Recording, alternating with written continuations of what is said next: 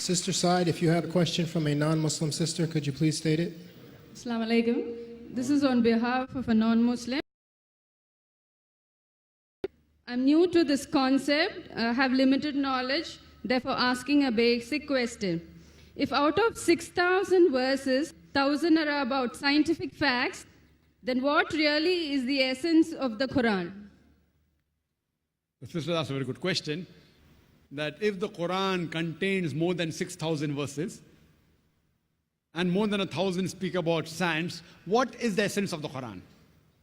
Sister, as I mentioned in my earlier answer, the basic essence of the Quran is Tawheed, believing in one God and worshipping Him alone and no one else. And the Quran, as I mentioned, is not a book of science, S-C-I-E-N-C-E. It's a book of signs, S-I-G-N-S. It's a book of ayats. The Quran is a book which shows you how a life should be led. And when I had a debate with Shri Ravi Shankar, I said this is the best book on art of living. If there is any book on art of living which is the best, it is the Quran. Best book on art of living.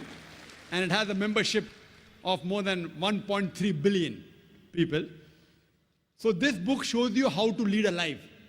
Now many a times you understand that because the Quran is the word of Almighty God, one verse of the Quran has got multiple angles.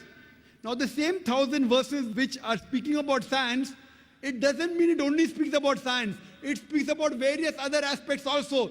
That's the beauty of the Quran. When a layman sees it, he understands it. When a scientific man sees it, he sees it in a different angle. It satisfies both. So that's the beauty of the Quran. That does not mean that Quran is a book of science. Yes, but there is not a single verse of the Quran which goes against established science. Because it's a book of Allah subhanahu wa ta'ala, Almighty God. So this book is a book of guidance, how a life should be led. It shows a person to believe in oneness of God, how to worship Him, and how to lead the life. The pros and cons, the farais, what a human being should do, and the prohibited things that he should abstain from. It's mentioned in the Quran. Hope that answers the question, sister.